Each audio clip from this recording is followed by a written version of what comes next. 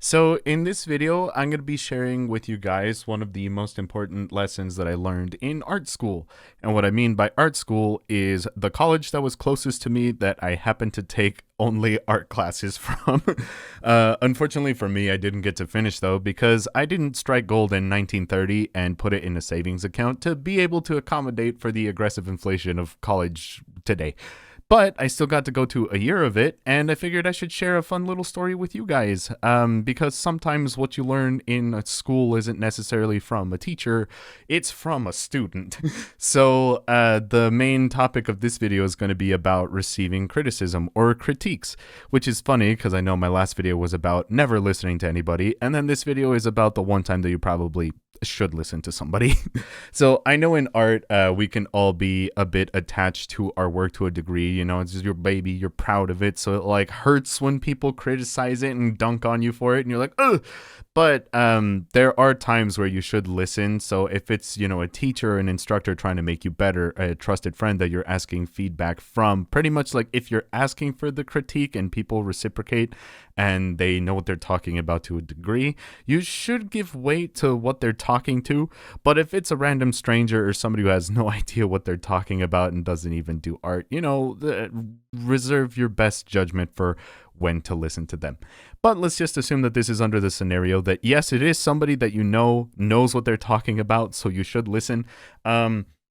I will paint the picture. So this was one of my 8 a.m. classes. We draw for a week and they give us a little prompt and assignment. And then at the end of the week, we all get together, we put our drawings on the wall. Our teacher would have us not sign them, not talk about them. And I said we worked on them for a week, but this is supposed to be a week at home. So nobody actually sees your drawing. And our teacher would generally go through all of the drawings and kind of critique them, say like, oh, this is what this one did well, this one could do what that one did, and they were all the same subject, so that way you could kind of just compare it on a technical level, which was really cool because it made it anonymous, but then we would all listen to stuff. Later on in the semester, it got to the point where we started bringing in personal projects to be critiqued, and the teacher knew which one was ours because we were the one that brought them in. And of course, we always kind of went in alphabetical order. So there was one kid in particular in front of me who was horrible at receiving critique. I'm not going to name any names, but this kid was horrible. They were working on a manga. They were really proud of their story, but they were kind of at college to just say they did it. They weren't really all that interested in learning.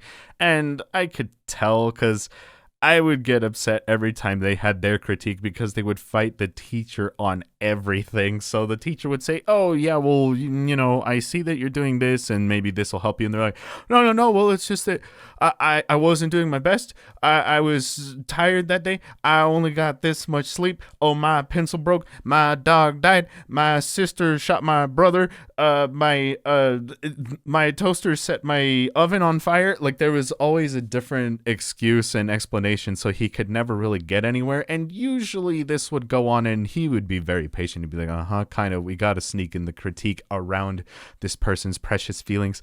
And that's usually the way it went. It took forever, and by the time we got to mine, it was really rushed because it would take so long with theirs before class was almost over. And I have the unfortunate luck of my last name being very close to the end of the alphabet, so I didn't get a lot of critique time on mine.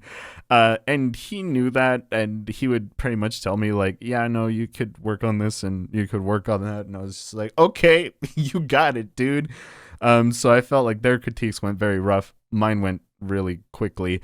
And one day, as we're doing our usual thing, it gets to their turn, and I could tell that the kid in front of me is winding up, ready for war again. They're ready to get dunked on. They're ready to unlock a new childhood trauma. They got their victim badge on full display, and I'm just like, oh, here we go again. And my teacher started talking to them, and they kind of, before they even started, the kid was already making excuses. They're just like, so it's not my best work. I got in a fight with 43 people in a club, and it turns out I'm Spider-Man, so I just saved the whole world, and I didn't have a lot of time for my assignment, and I rushed this, so here it is, and I know it's whatever, and blah, blah, blah. They're kind of just warming up to give the teacher all of the critiques. It's like, dude, slow down. And he pretty much told them like, do you actually want me to give you a critique? I can skip it. Do you really want help? Because he was kind of sick of it at this point too. And he said like, it's good that you see what's wrong with the drawing, but kind of putting that up as a defense is not going to help you. Like, are you going to let me help you? Will you let me help you? Do you want me to help you? And that was a very interesting change in perspective for me, because I saw like, oh, hey, when receiving a critique, like he's trying to put it, the teacher was trying to put it in a way that would help the students, but the student was just not taking it at all just because of like their attitude. And I was just like, oh, damn, that's an interesting way to look at it. So I actually learned something from them being so unable to receive critiques, and those questions kind of stuck with me. It's just like, hey, will you let me help you? Can I help you? Do I have permission to help you? And that has just been a thing that has stuck with me ever since, in saying like, yeah, when you are receiving critiques, just try to leave your defenses and your excuses and whatever at the door, because I'm sure that they know it's not going to be your best work ever. Sometimes it falls a little short of that, and that's okay. But usually what people will tend to point out if they're good at it and they give proper critique is actually going to be something that helps you. You just need to make sure that it's headed in the right direction. If they're trying to teach you how to get better at fine old style Renaissance painting and you're doing manga, clearly don't go to the guy who has a traditional painting background for your critiques. Go to somebody who does manga. But other than that, when they tell you about something, even if you don't agree with it, you don't have to do it, but you should at least listen to it and take it into consideration, because at the end of the day, there are people that know more than you, and no more than me included. Not just you, I'm not picking on you, the audience, but with my critiques, the things that they would always tell me are things that are still relevant to me today. I have a habit of finishing drawings really fast and never really taking as much time on them as I should, but my patience for drawing kind of dies out after a certain amount of time. They also told me that my contrast needed work. I go from light to dark really, really fast and don't have a lot of in-between values in there, and that is still a thing that rings true to this day. Like, both of those things are still really valid.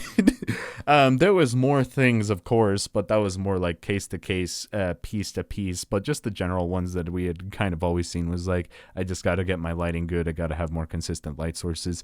But everybody has a thing they can improve on. I just feel like that goes a lot faster when we learn to separate ourselves from the art and not freak out or be as defensive and protective about it. And I figured that this would be a fun little story to share with you guys, because this is a lesson that cost me $7,000 to learn. Art school is expensive as fuck. Not necessarily like it was an art school like I was saying, but every semester was $7,000. I know that that's probably not a lot compared to some people, but I live in the middle of nowhere. So I figured I would share that with you for free, and hopefully you learned a thing from it. I'm pretty sure that you might have run into a critique at any point in your life, but just the things to make sure on your end is, if you're receiving a critique, who you receive it from is important, and the direction you're trying to go with your art is also important. But other than that, like, if you have a hard time because you feel like people are tearing your art apart, read their intentions. If they are genuinely trying to help you, it would be good to at least consider it. You don't have to change everything about your life, but at least consider it.